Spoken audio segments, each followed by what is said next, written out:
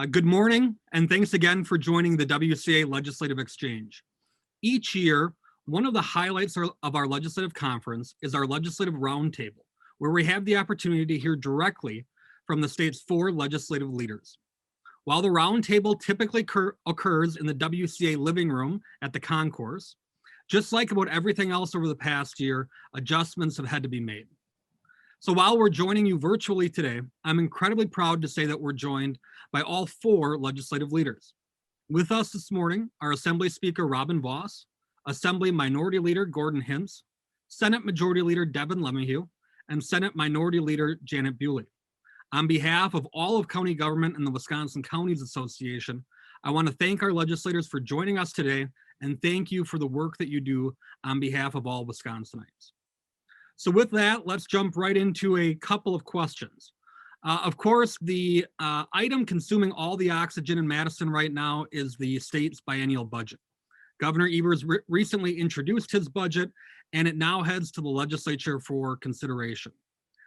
Any of the 4 of you can feel free to jump in first, but what's your reaction to the governor's 2-year spending plan? Boy, we're just going to leave this open-ended. I guess I'll jump in first. Thanks, Kyle. Appreciate being here on this, my first time on the Counties Association Roundtable. Appreciate all the work that the counties do as a branch and arm of state government. But in answering your question, I was just very disappointed in the governor's budget. It was a repeat of his budget from 2 years ago. In fact, it was probably even a little worse, with almost 10% increase in spending, $8 billion increase in spending, over $1 billion in new taxes. And probably the worst is that it relitigated almost every policy item from the last decade was stuck in there, overturning every policy item. So a lot of divisive policy that was put in the budget. Under Republican leadership over the last 10 years, we've went from a rainy day fund of virtually nothing to almost $1 billion. We've had balanced budget, surpluses, held the line on taxes. This is something that served the state of Wisconsin very well for a decade. Even despite a pandemic, the governor signed the budget that the legislature put forward 2 years ago. And despite the pandemic, we are still projected to have a surplus at the end of this budget. So just to pivot and transition away from the responsible track that Wisconsin's been down for the last decade is sort of disappointing. Okay, my turn. And also I echo the majority leader's sentiments about the Counties Association. I regret that we can't all be in your living room at the concourse.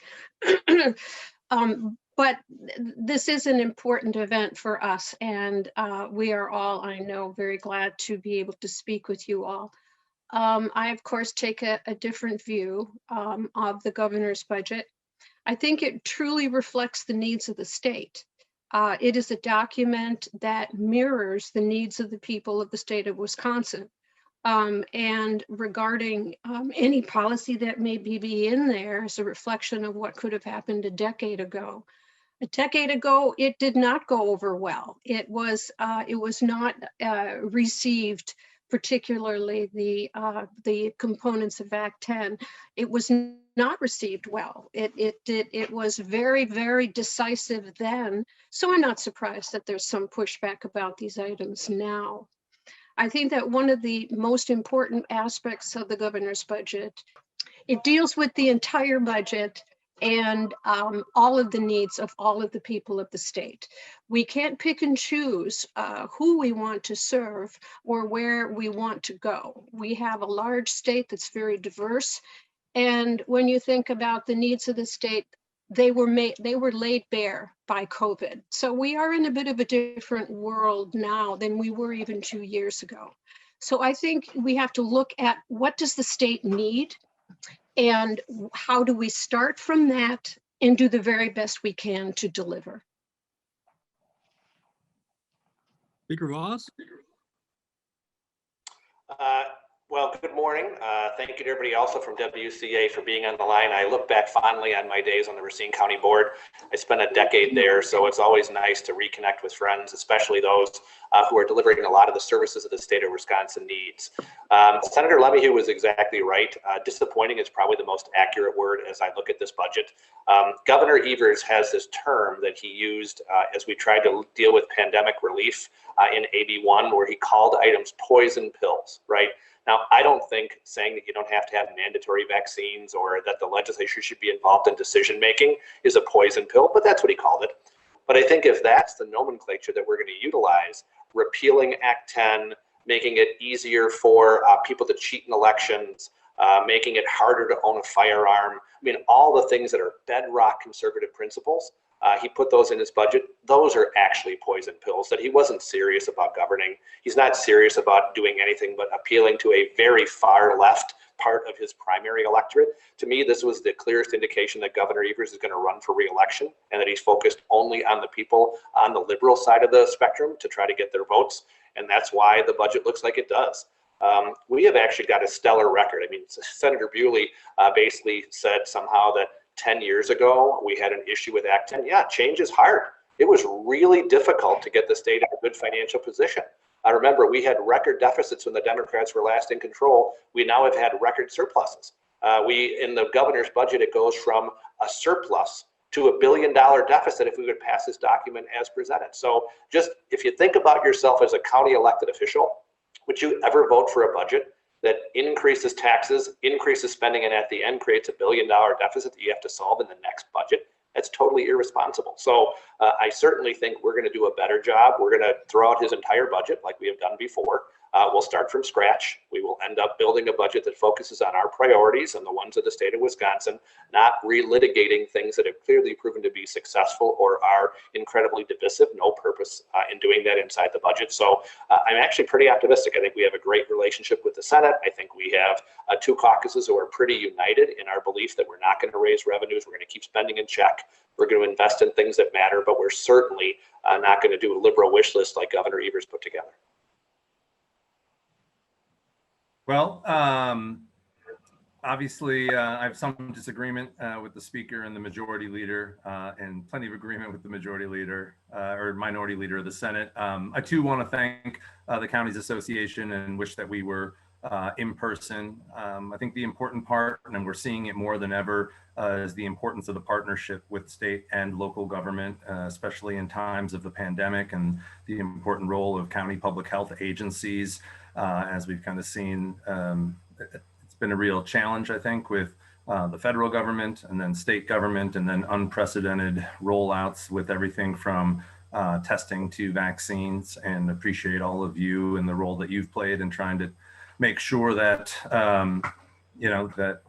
all of our constituents are getting the assistance that they need and the questions that they have answered.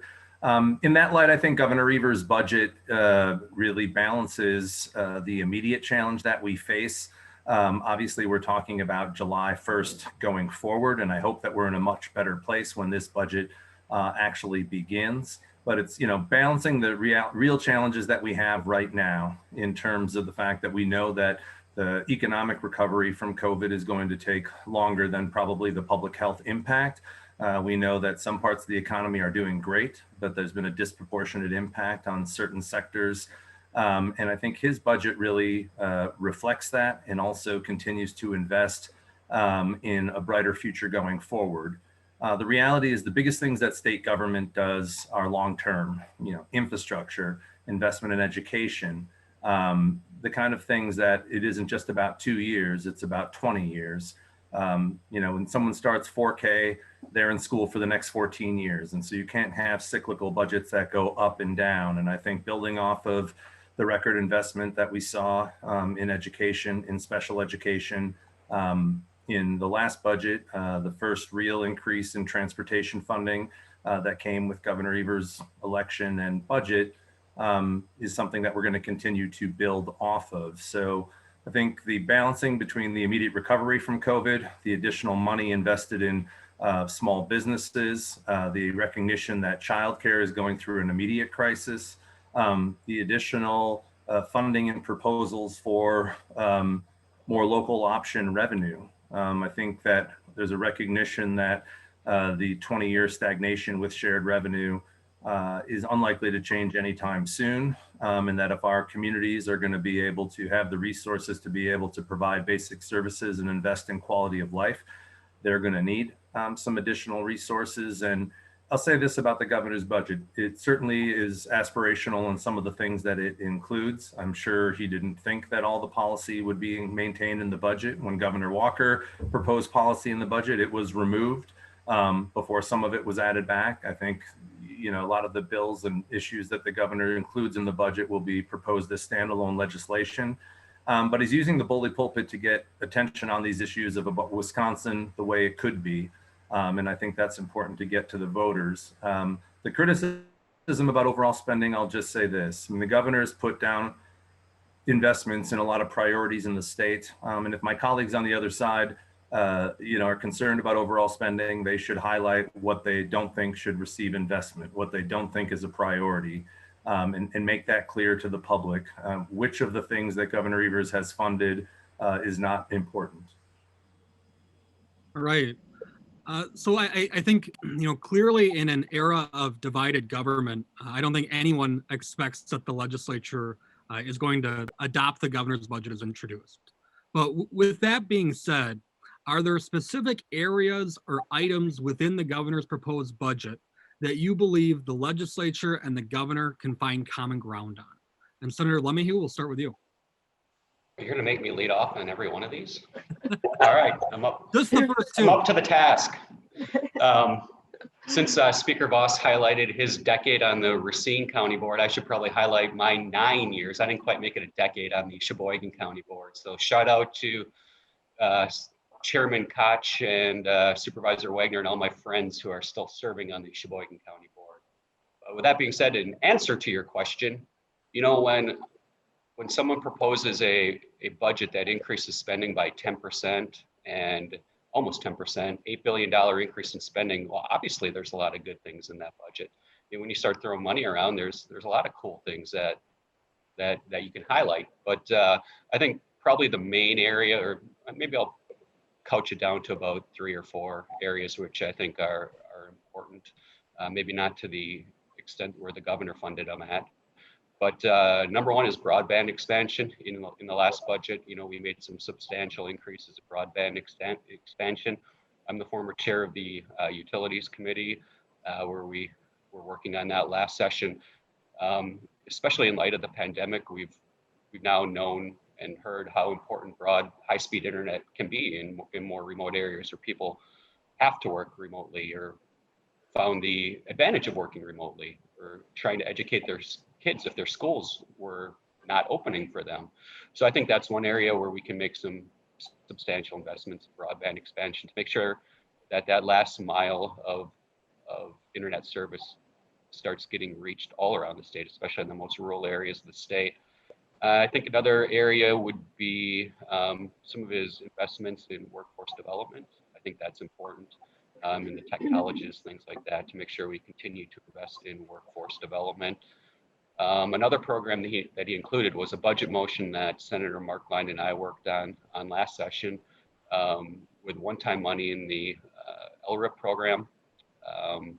Unfortunately, in the last budget, the governor vetoed that down, the amount from 90 million to 75 million. That was a one-time proposal that was put into the last budget to help, you know, towns, counties, municipalities sort of get caught up on some of their road projects. And I see that he included that in this budget as well. I think that was a great program. And if funds are available, I think we can, especially even though he put it in as, again, but using one-time funds and we have a surplus at the end of this budget, I think it's important to invest those in one-time funds and not create a deficit, structural deficit going on. So that might be something that we're looking at just to make sure we're continuing to invest in infrastructure. And he made substantial increases in health services again, like we did in the last budget. We invested heavily into nursing home reimbursements, into personal care workers and things like that to continue to address those needs in the state of Wisconsin. I think is important, especially in light of the pandemic. Senator Bewley, common ground? Well, I think that it's clear that we want to be able to have the counties have the wherewithal to do what they are mandated to do. And how we get there is one of the things that I think is difficult. I think it's very clear that local units of government are stymied when it comes to covering mandated services, and that they are asking for our help. Now, we have a number of ways to do that. I think the one that many of the counties are telling me, and I represent a lot, I have parts of 11 counties, and they are saying we need the flexibility to be able to have a sales tax. Now, that's not popular with Republicans. I understand that. Then we need to be able to find a way to tell the counties they will have access to the revenue that they need to provide mandated services. And it's as simple as that. And because they're stymied, they are in many cases in very dangerous fiscal situations because they are borrowing for operating expenses. Nobody should be put in that position. I think also that we do understand the broadband need. I think that that is very critical. I think that we're reaching a place where we're going to have to come up with more ideas, because when we provide grants and require partnerships with a willing provider, we're getting to those miles where the providers don't want to go there. I mean, they just don't want to go there. So they're just going to say, no, thanks. And there's no one else to ask, because you can't jump 100 miles away and see if you can connect a line. So we're going to have to come up with ways to consider why they won't go and how we can correct those, find other providers that, and the other thing is I think we have to look at policy in general when it comes to broadband.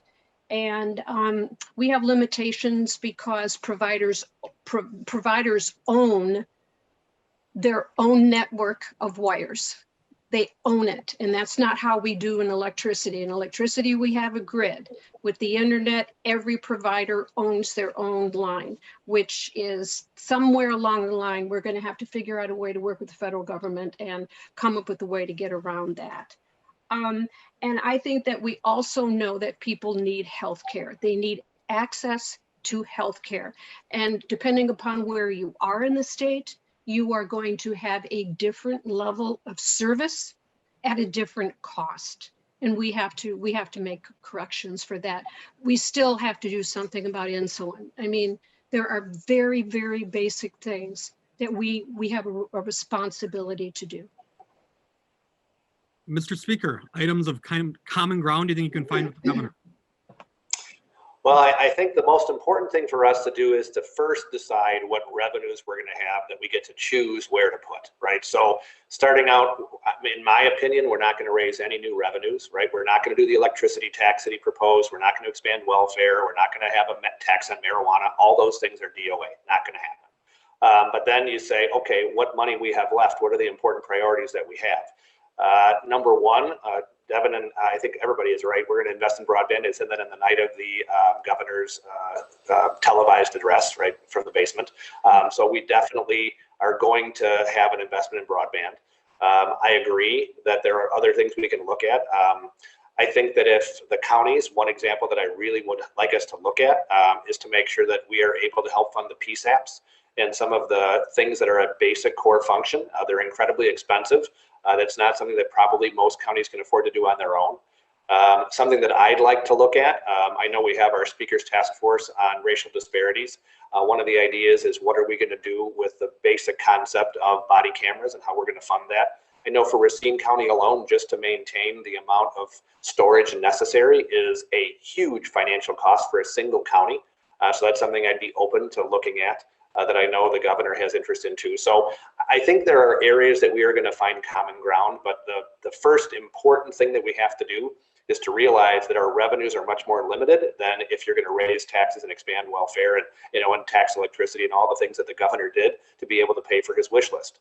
And then lastly, before I turn it over to Gordon, the capital budget, the governor proposed a record amount of borrowing. there is nowhere near that level of appetite for borrowing to build office buildings and things like that. I mean, the very idea that the governor does not have a plan to return workers back to the buildings we already own, but we're going to propose to build a brand new office building in Milwaukee, a brand new office building in Madison, have all kinds of additional office space when we're not even sure what the world's going to look like. I cannot imagine those going through. So I think that, I think Gordon said it was aspirational. I would say it was more fantasy based, that a lot of the things in this budget are not based in any sort of reality. We don't even know how people are going to be working, and yet we want to invest billions of dollars into a system that we're not even certain is real.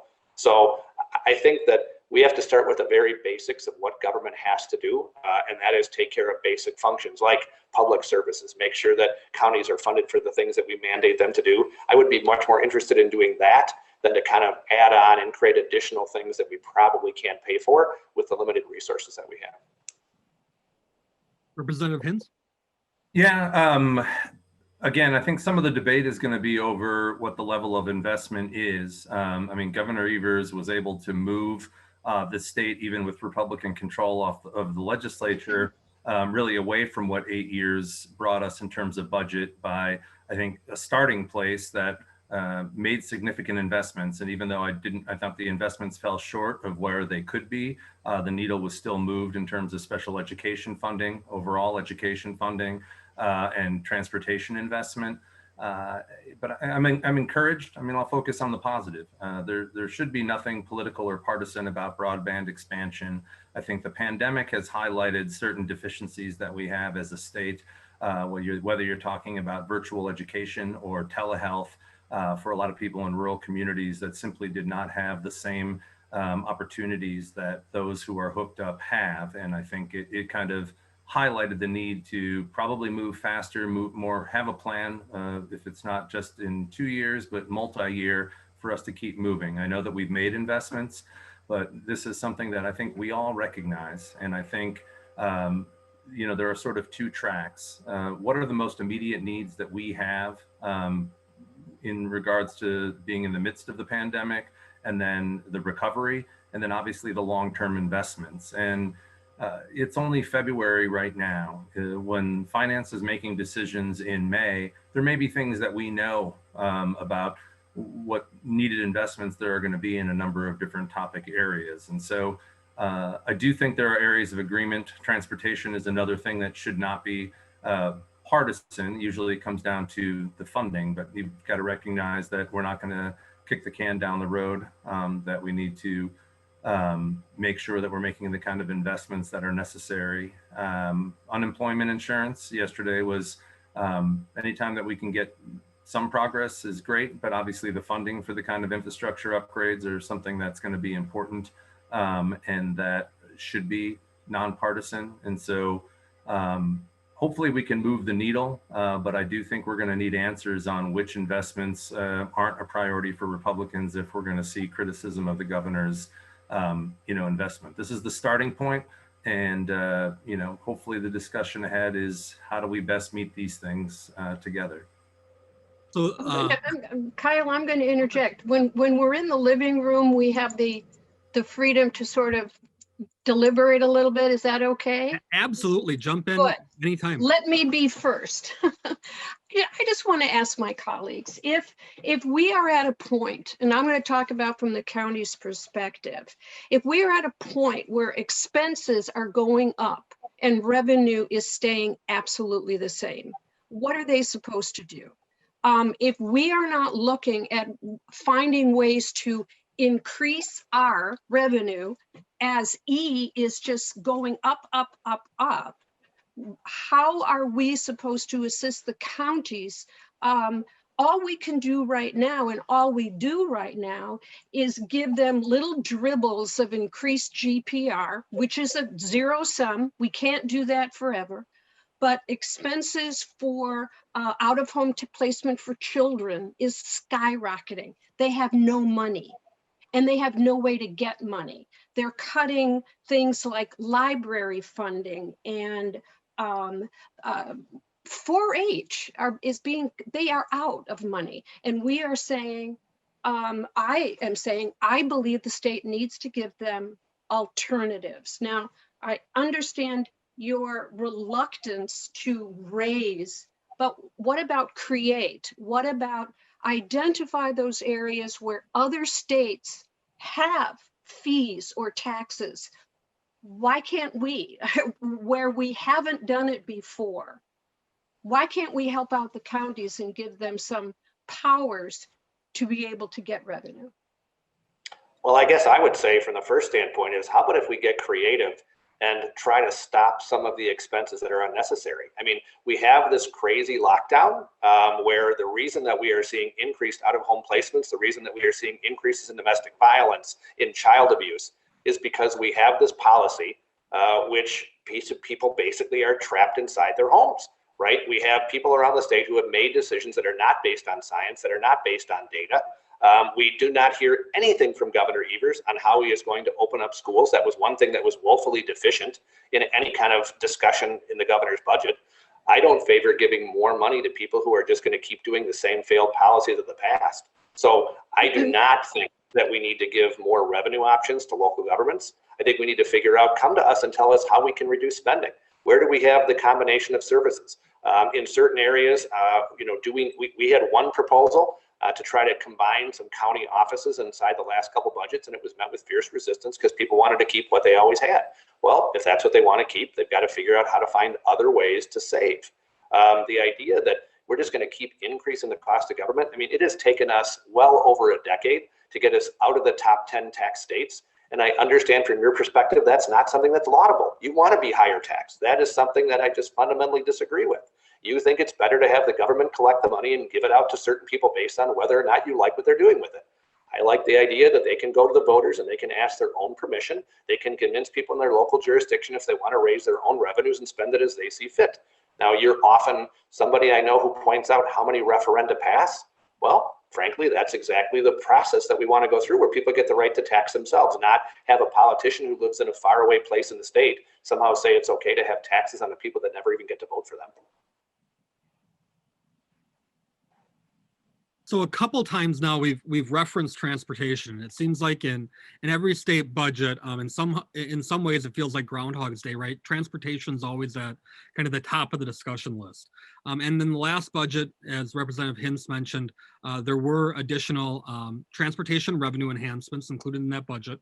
The governor's proposal doesn't include any new transportation revenue. So I think the question, and we'll start with you, Senator Bewley, is how do you see the transportation budget playing out? Do you see any new revenues? I believe the governor referenced last budget as kind of a down payment on infrastructure. So where do you see the legislature going as far as infrastructure and transportation investment in well, this? I don't see the current legislature going anywhere with it, to be honest with you. I think that the budget, while it doesn't have any new revenues, it continues with some of the things that have happened before. I think that we have to finish some things in Milwaukee. I know that we do, and that a lot of the major highway things have been put on hold, but we've got to get some of those done. But I think that when it comes to helping the counties, again, I believe that we need to look at what their needs are, and I think that many of the expenses that they have, like roads, we've deferred for so long that we have to not only do what we should do in any given year, we have to do what we haven't done for 30 years at the county level. We can't do that with the amount of revenue we have, period. So if we want to keep going backwards, as the rest of the state has more people, more needs, to simply say that we're going to cut, how far do you cut? How far down do you go? How many years back do we go? Because when we're not meeting the needs, we're going back in time. The need for out-of-home placement happened well before COVID. We can't blame everything on COVID. We can't blame increased road expenses, deferred maintenance, floods on Democrats spending too much money. We can't do that. I believe Democrats believe that we need to find creative ways to get the things done that the people of Wisconsin need. And we have to stop saying you don't need it. You really, really don't need that. That's what we're telling counties. That's what we're telling individual families, that somehow they've done something wrong and that we aren't going to reward that behavior. As a matter of fact, we're going to cut what we give you. That's an attitude that I don't think the people or the counties of our state deserve. Senator Lemminger, you referenced the $75 million multimodal supplemental program that you were one of the architects of last budget. The governor did include that again in his budget. We're very hopeful that that will make its way through the legislature. Beyond that, though, where do you see the transportation budget going from your caucus's perspective? Right. So, you know, we're only a week out since the governor introduced his over 1,000-page budget. So I've been sort of looking at it at sort of the 30,000-foot view at this point. But in regards to transportation, and not really digging down into all the details yet, since it is such an expensive wish list. But I think the part of the budget that might potentially be closest to how the governor introduced it might be transportation, since there are no revenue uppers. You know, I think we'll be focusing on, programs like you said, like LRIP, GTA, Bridge Aid, things like that, to make sure local governments have the resources they need. Programs that we made investments in the last 2-3 budgets to make sure that those programs are increasing.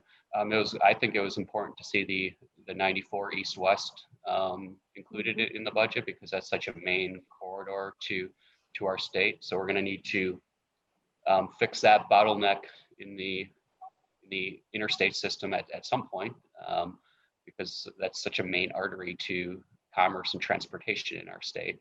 But no, I think we'll be focusing on maintaining our roads, giving local governments the tools that they need. But yeah, it's pretty early in the process yet. Representative Hinz?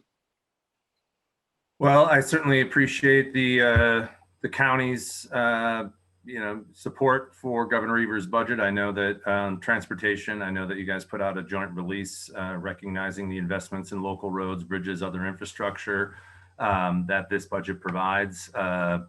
It's not the increase of, I think, 10% or 8% that we had in the last budget, but it is an overall 2% increase in general transportation aids. I think the important part that we need to recognize with infrastructure, even if there's less driving right now because of the pandemic, we can't wait for the crisis to get worse. We know in a lot of the assessments of the future of our infrastructure over the last decade, the legislature was sort of non-responsive. And the problem with kicking things down the road is a lot of things were becoming due at the same time, whether it was smaller bridges that needed to be replaced for bigger agriculture equipment in smaller places, or bottleneck infrastructure that impacts all of us in some of the interchanges and work that we needed in our majors program. And so it's really about thinking about the future and moving things forward. I think the governor, besides the big investments in infrastructure, also increase some funding in transit, which is obviously an important part of our communities, and then also some of the multimodal things. And then in terms of the responsibility that I know my colleagues on the other side often seek, the bonding that is proposed in transportation for in this budget by Governor Evers is only prioritized for the most eligible projects. Not a wish list of stuff, but things that are certainly most important. 162 million for major highway projects, 40 million for the 94 East-West project that Senator Lemminger just mentioned, and then another, harbor, freight rail, number of the other things. So the slightly more than 500 million that we're seeing in bonding in this transportation budget is more prioritized and isn't the kind of sort of blank check. And so I do think that the discussion that we've had about overall transportation funding, with the kind of fuel efficiency going up, more electric vehicles, stagnant or not keeping up with inflation, increase in revenue means that we're probably going to have to revisit long-term transportation funding, every 2 years or every 4 years. My guess is over the next decade, especially with changing revenue, changing priority in vehicles, increased age of population, we're going to have to be considering and have that conversation going on. I know the starting point in this discussion doesn't look at new revenues after an investment increase that we saw in the last budget, but it has to be part of the overall narrative. I think the governor's budget keeps us moving forward, and I do hope that that's something that we get agreement on, and I am encouraged, at least by some of the comments I heard from Senator Lemieux. Mr. Speaker? It is interesting. I heard Senator Bewley say that we have to be creative and be able to deal with our transportation problem. Well, there are 50% of the people on this panel who actually were creative and voted to increase funding for transportation for the first time in a decade. We didn't have any Democrat support on that, as we wanted to create more revenues to be able to help increase funding for local roads and local transportation systems. So, I think we have been creative, so I think that's a good thing going forward. Looking at what's happened over the course of the past year, I do not support an increase in transit funding.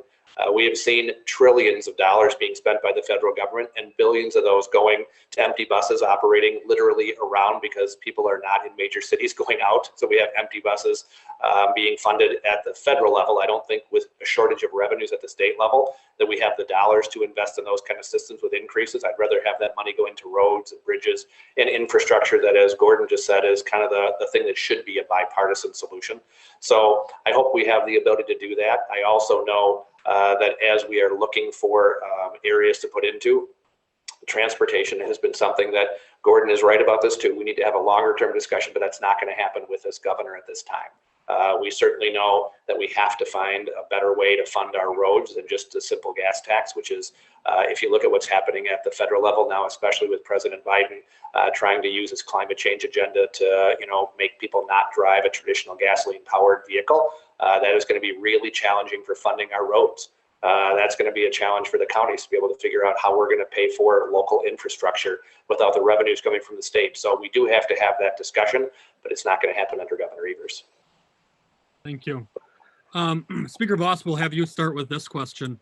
One item, and we've referenced it kind of briefly here, that's of particular interest to our membership is the proposal that would allow counties to increase their sales tax by 0.5% with approval from voters at referendum.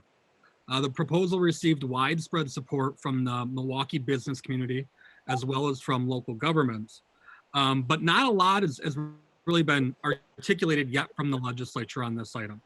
So the question to you, Mr. Speaker, we'll start with you, what are your thoughts on this proposal, and what's the likelihood of this proposal or a similar proposal that would mandate that a portion of new revenue be dedicated to property tax relief could be adopted either in this budget or in separate legislation sometime this session?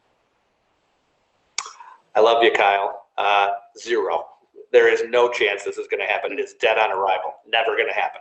I think the problem that we are looking at, especially in Milwaukee, is systematic problems where they have made bad decisions over decades that they now do not have the courage to solve, and they want to go to the taxpayers for an easy, quick fix to say, we don't want to put in the systemic reforms that are needed, just give us more money. That is just not going to happen. So I think that, you look at how some counties have done things regarding the sales tax. I mean, look at Walworth County, where they chose to enact the sales tax, and every single dollar of sales tax revenue that they generate, 100% goes into property tax relief on your property tax bill. That is not the norm around the state of Wisconsin with people who already have the 0.5% sales tax. It really was used to increase and fund additional spending. So the idea that we're going to have part of it go for property tax relief, that's a cute way for people who want to raise taxes to make it seem like they're doing something to help deal with the tax situation. But the reality is that very rarely has that ever occurred. So, I am not somebody who believes that we need to take more money from people who have been suffering in the pandemic and give it to government because they don't have enough, especially with, as I mentioned before, the trillions of dollars that are being borrowed from our kids and grandkids and foreign investors from the federal government. There seems to be more than enough federal money that's raining down on local municipalities and the state. We certainly don't need to raise new revenues. Mr. Speaker, just a follow-up on that.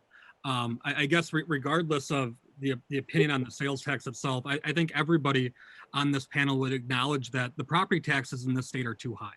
And eventually we have to do something on property tax relief. So I think from our perspective, this would be one way to start easing the burden on property tax and move it to a different revenue source. So I think that's a discussion we hope to continue with you and the rest of the panel as we move forward.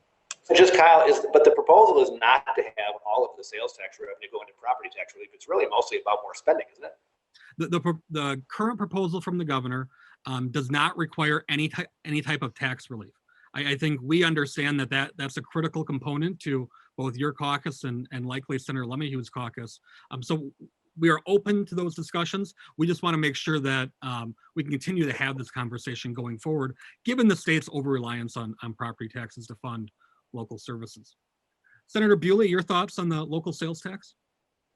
Well, first of all, I think that it's a little unfortunate that counties are being compared to Walworth, and there's somehow some suggestion that people in other counties aren't going to do the smart thing like Walworth County did.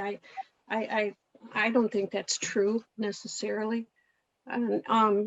But that's what a referendum is for, is to let the people decide. And I think they're all equally capable of making a good decision. You might not like it, but they're allowed to make their own decisions. Resources raining down from the feds. Ooh, I don't know where, there's a drought up here where I live in the 25th. And if I were to talk to my caucus members and the counties that they represent, I don't think those counties are going to find federal resources raining down. And that's what we're talking about here. We're talking about our counties. I think that it's also unfortunate that that the counties are hearing a blunt no. Nope, never, no how, especially in light of the fact that it sounds like the counties want to be creative. They want to negotiate, and I'm interested in hearing what they have to say. I must say that I hadn't heard that the counties were willing to suggest that some portion of a sales tax be devoted to tax relief. I'm open to that too. I think we have to be creative. What we can't do is just say no. That's not going to help. We have to say, let's try, let's look, let's talk, let's work. Because people are trying very, very hard to get a discussion going. And to just be told no, I think is, we're not doing our jobs. We have to work harder than that. It's too easy to say no. Representative Hintz? Well, I mean, the reality is that we're in almost year 20 of declining flat, no policy shared revenue. And we've seen inflation go up, but with tight levy limits, we have seen, ultimately a reduction in services provided by cities and counties, more nickel and diming on fees that are out there. I concur with you, Kyle, that property taxes are too high. I do think a lot of counties may pursue, should this become law, the option of an increased sales tax for the purposes of lowering property taxes, dependent on their priorities. But for places like Milwaukee County, which are one of the biggest engines of our state, the reality is our ability to compete in the future is going to be based on the ability of our biggest communities to be able to invest in the kind of quality of life initiatives that make us a destination. We know that businesses are locating not just based on taxes, but they're in some ways times they're going to places that even have a higher tax burden because of the type of quality and life investments that draw talent. And we want, first and foremost, I always say to people running for local office, make sure the police are there to respond. Make sure the streets are plowed and the garbage is picked up. But in too many times, we're seeing that out beyond the basic services and at the county level, state mandated services, the revenue isn't there to do a lot of the work beyond that. That would be investments in quality of life or investments in economic development. And if we're not going to hold up our end of the bargain at the state level related to any sort of shared revenue policy, and I think that ship has probably sailed given what the other priorities of the state are, then I do think we need to start looking at voter approved revenue options. And I do think the fact that we are significantly lower in sales tax and then still, I think, second highest in overall property tax burden is the easiest option available to us. And so I'd hope we would get past just the immediate no and have a real discussion about our ability to compete and maintain quality services going forward, given that that is a bigger driving factor for future economic development, for future talent recruitment, than simply saying, we're going to limit the size of government or spending, adhering to some sort of ideology versus where the public actually is right now. And so I'm glad it was included. It's a direct response to what local government advocates, city and county leaders have asked for. I know that we've had a Milwaukee proposal in the past, but I think expanding it around the state gives some creative options. In Winnebago County, we're still one of the few counties with that hasn't used the existing half-cent option, and that may remain, the priority. We have a well-run county, but I also know that every year is a challenge, given what the cost of inflation are and the ability of us to maintain the quality of services we like and the limitations to additional enhancements that would benefit our community. So I would really ask that my colleagues, reconsider, given that the public gets to choose in this case. It's not blindly creating it. And I think each community, there's a lot of communities in rural areas that are losing population that I think would like to have the resources available, perhaps to invest more, maybe even to move forward with some investments in broadband that might not be covered by the state grants. So I think we need to think about those things. Senator Lemieux.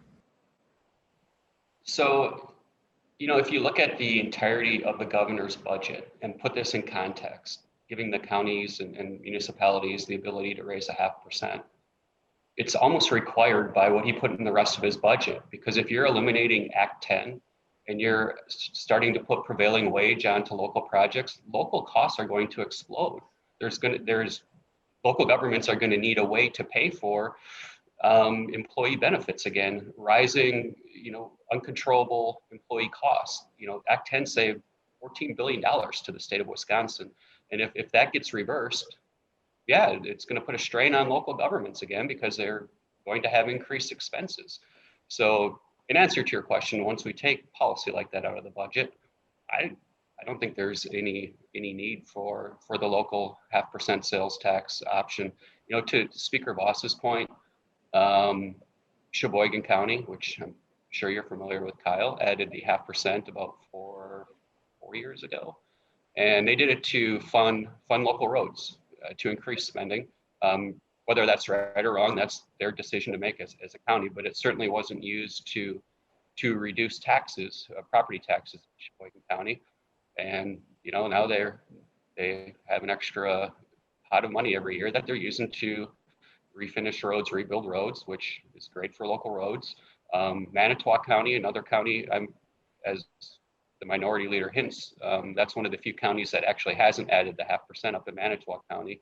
That's because they're having that debate. If we're going to add it, the county exec wants to use it for property tax relief, whereas the county board wants to spend it, at least the majority of the county board. So I think if there is a proposal to sort of shift taxes away from property taxes, we can always look at it, but to try couch this as a way to reduce property taxes, that seems very doubtful. If I could just add one comment very quickly, I feel the responsibility to illustrate just how serious problems are for local units of government, because there seems to be this approach that perhaps they can and should be more creative and cut more. I have 4 towns in a county, the one right next to me, Ashland County, that has no ambulance service. Now, this isn't because they're lazy. It isn't because they spend their money in a bad way. They have no provider that is willing to come in because it's too expensive, too far. They have no volunteers. We are on all volunteer. No paid ambulance service will come in. So if you call 911, you cross your fingers. Right now, they drive themselves to the hospital, to the emergency room. It's a mandated service and they can't do it. And they're heartsick and they're begging for help. So I think that the seriousness to the situation cannot just be dismissed and say, be creative, we're gonna cut some more. I think that we have a responsibility to listen to what they're saying and do something about it. Have they gone to referendum already and asked the voters to increase their own revenues? They haven't had time yet, but they're thinking of it, yes. Okay, They're so they have thinking that. of it. That's good. Pardon me? They have that option now, right? Yes, they do. And the Okay. voters will turn it down. And then they're going to be in the same position that they are right now. So if the voters turn it down, doesn't that mean that they don't support what you're advocating for? No, perhaps that means that they're not smart, you know? Sometimes we have to do things that allow them the ability, we as a state have to do things that are part of the state's responsibility that should not always be linked to one group. If they can't provide it, don't we have some collective responsibility to help those communities that depend on volunteer emergency services? Janet, do you want to rethink that? I mean, I disagree with people a lot, but I don't think people who disagree with me are dumb. I mean, you just Okay. basically say your own constituents are dumb who disagree with you. Well, the reference to Walworth County didn't go over real well with me, so. Okay. So shifting gears a little bit from the state budget, while the budget's on everybody's mind, we know that we're really just in the infancy of this legislative session. So moving forward and kind of outside the budget, what are the priorities for your respective caucuses outside of the budget, and what do you hope to get accomplished? Representative Hinz? Yeah, well, I mean, our hope is to shape the budget's probably 75, 80% of what we do every session. And a lot of the Democrats' priorities are included in the governor's budget. And with our members on joint finance and our caucus are going to try to push and reach people around the state and encourage our colleagues to get behind those things that are core to what Democrats believe in terms of expanding opportunity for all people. You know, that being said, this is the redistricting session, so trying to get a commitment from my colleagues to move forward with a fair maps process that would avoid what we've had for the last decade. And if we can't get that passed in statute, certainly encouraging the process that will begin later this fall, you know, is something that we're going to do given the broad support that we've seen from folks around the state.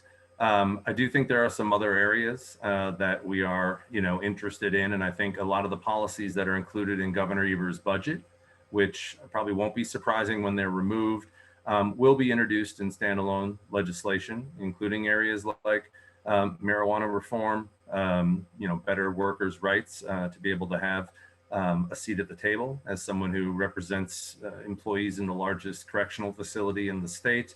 Having a seat at the table, having a say, directly contributes to our ability to maintain an adequate workforce. And so some of the things that have been started in Governor Evers' budget are going to be the kind of things that will continue, that this is the starting point. I am hopeful. I mean, our caucus is very adamant about getting a lot of changes in addressing systemic racism in our state. Wisconsin's been dead last for decades now, quite frankly, in too many measurable things, whether it's the number of Black people incarcerated versus the population, the worst outcomes, the highest concentration of unemployment among demographic, infant mortality outcomes. And of course, we're seeing it play out in terms of the impact of the pandemic, both in terms of lives lost, but also in terms of vaccinations.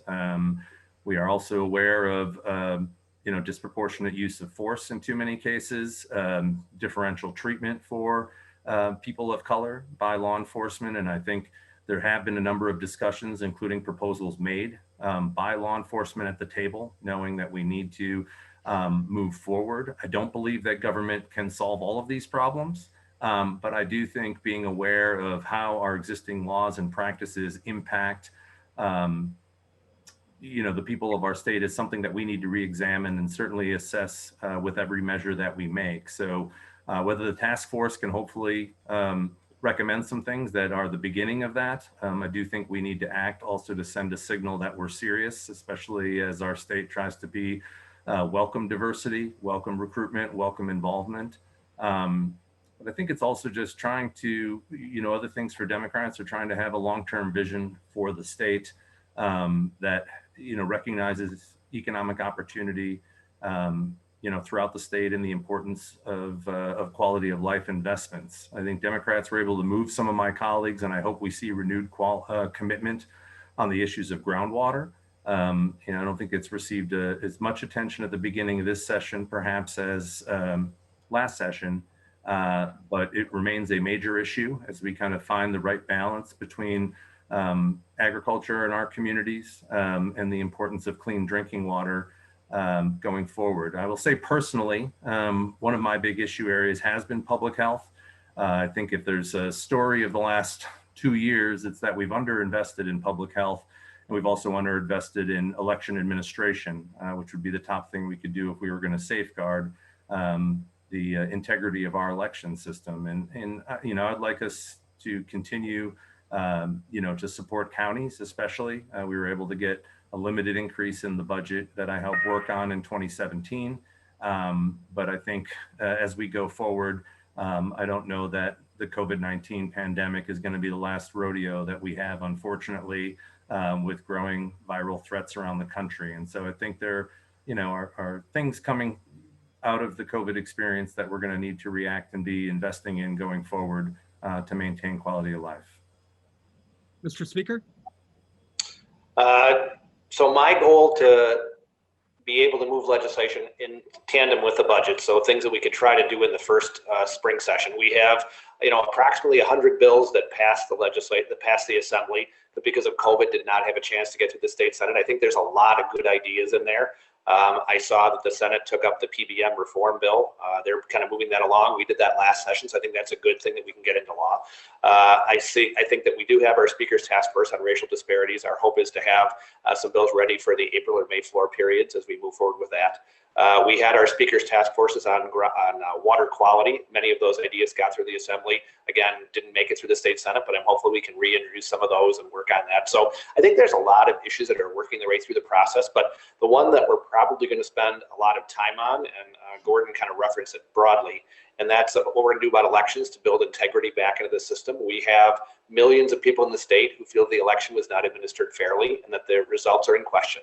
Now, I know Joe Biden is the president, and that is not going to change, but I certainly also know that the process we went through is not one that people believe was done fairly. There's a huge amount of Wisconsinites that have deep doubts about what's happening. So we need to address that. Now, I know my Democratic colleagues are going to say that's just the boogeyman and we're not going to do anything and that the system is great just like it is. I don't agree with that.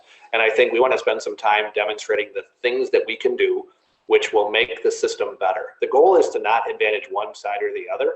The goal is to make sure that at the end, when the election is held and whoever wins, both sides walk away saying that was done fair and square. And that did not happen in this last election cycle, so that's got to change. So I have a feeling we're going to spend a large amount of time between now and June, making sure that we have a better election system so that whoever wins in 2022, people do not begin the week after the election doubting the integrity of the person who won, as opposed to fighting harder the next time to help their candidate be victorious. So I think that's going to be a huge thing. I know that's something we're going to work with counties on. I'm organizing a meeting with my local municipal clerks and county clerk to try to get a better understanding of where they see input. Frankly, I've gotten a lot of clerks who've come to me saying they see problems with the election cycle too. So it's not a partisan issue. It shouldn't be. My hope is we can have some of those things work their way through that don't just have people go into the red or blue corner and then nothing really changes. Senator Bewley?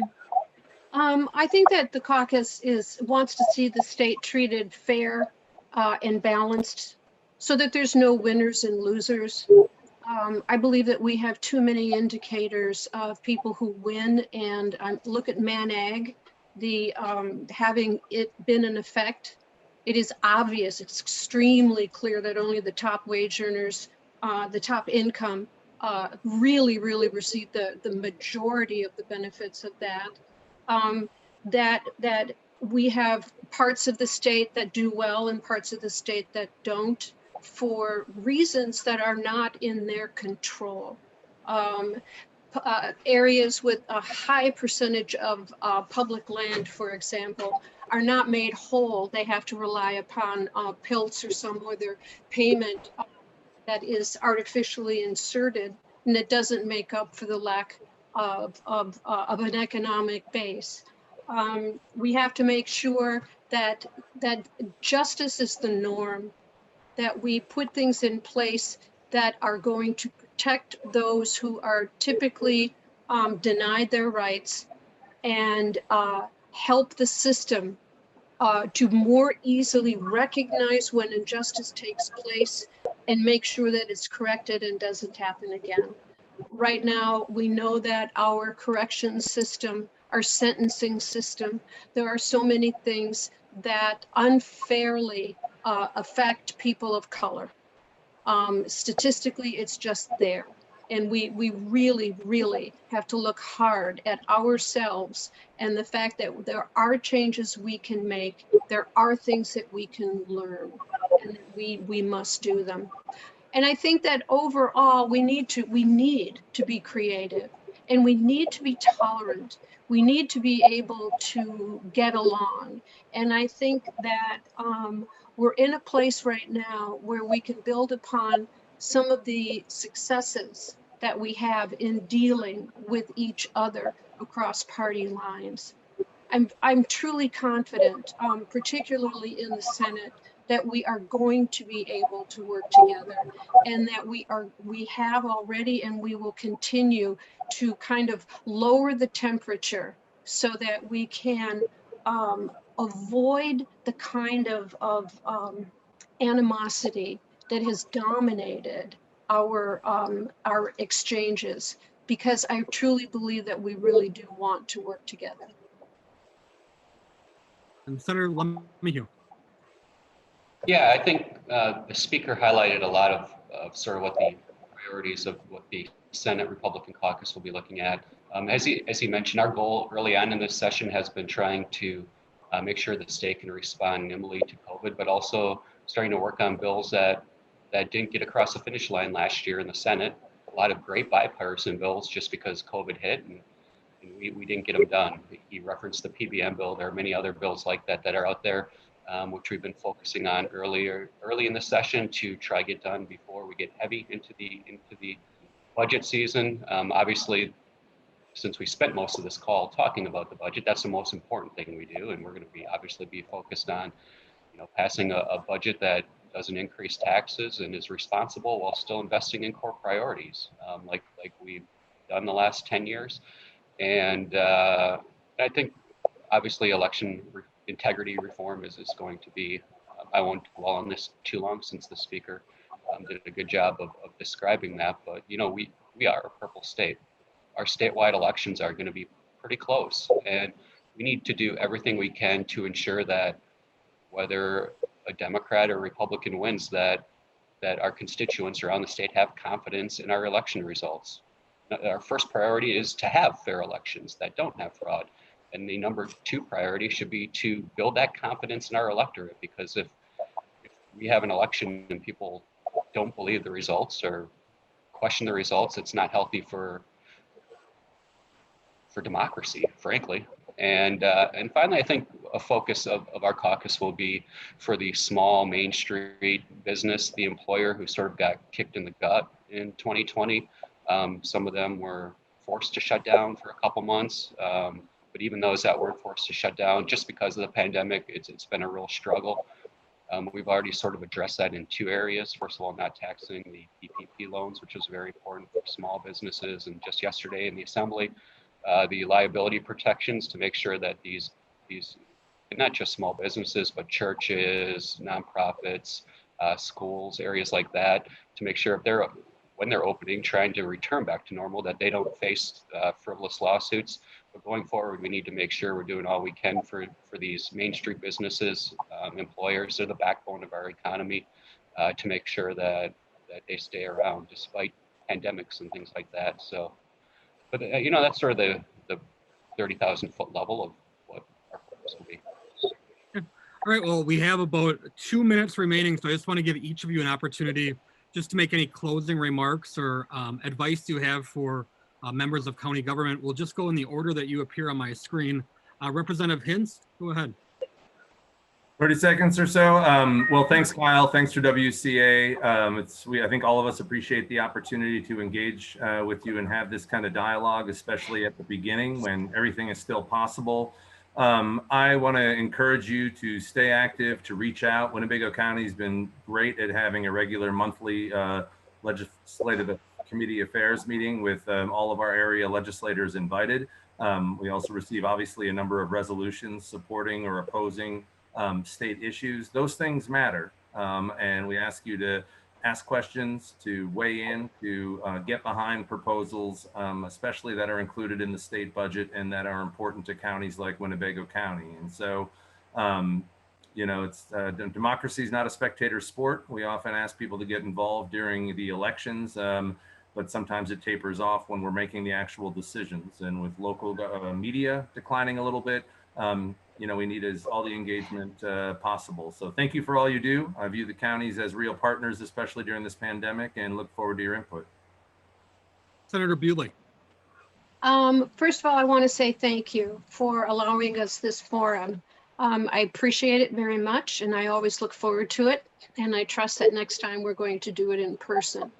My advice to you is to do what you've been doing all along, which is you never give up. I think of your tenacity with Just Fix It. It was one of the most well-organized and effective campaigns that I've seen out of organizations. And so I want to congratulate you on that and to tell you, do what you do. Continue to engage us. We love to participate in your whatever form you would create. I was just with the Burnett County Board a couple nights ago.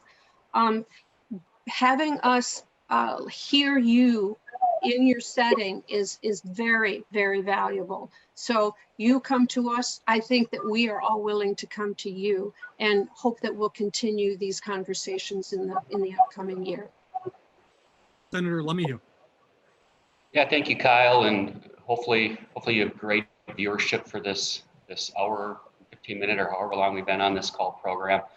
As a former county board supervisor, I know everybody watching, I know you're probably all well underpaid, or most of you are underpaid for the amount of effort that you put into your thankless job. So just thank you for your service to the community at the local level. Those in my area, feel free to reach out to me whenever you have any concerns. And association, I'll give some kudos to Kyle and his association, do a great job of communicating with us. So thank you. Thank you. And last but not least, Speaker Voss. Yeah, thank you too. I want to also give a shout out to WCA. You guys do an excellent job, and I appreciate you organizing this and continuing to advocate for counties when the vast majority of good people who are involved in the counties have other jobs that depend on you to represent them at the Capitol. So congratulations on that. The only piece of advice I would have is that this budget is going to be more challenging, only from the standpoint that there will be less opportunity for people to have input, only because of COVID.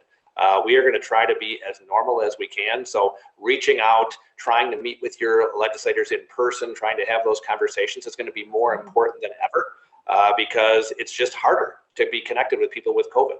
So my hope would be that people double down and try to be as engaged as they possibly can be. I think we're going to have a very robust discussion. There's a lot of things that the counties have talked to us about. I want to give a shout out to my local officials too. Jonathan Delagrave and our county board do a fantastic job. I feel like sometimes they are my most frequent commenter because they have got so many issues that the county is dealing with, and they do an excellent job of it. So I look forward to working with all of you. Thanks to my colleagues for being on the call, and hopefully we will have a great legislative session. All right. Well, again, on behalf of the Wisconsin Counties Association and all of really county government, want to thank you for joining us today. We recognize that we have a lot of asks and we may not always agree on everything, but the openness that your offices provide to me and our legislative team is incredibly appreciated. So thank you for what you do. We look forward to working with you, and thanks for taking a little over an hour today to spend with us and our members.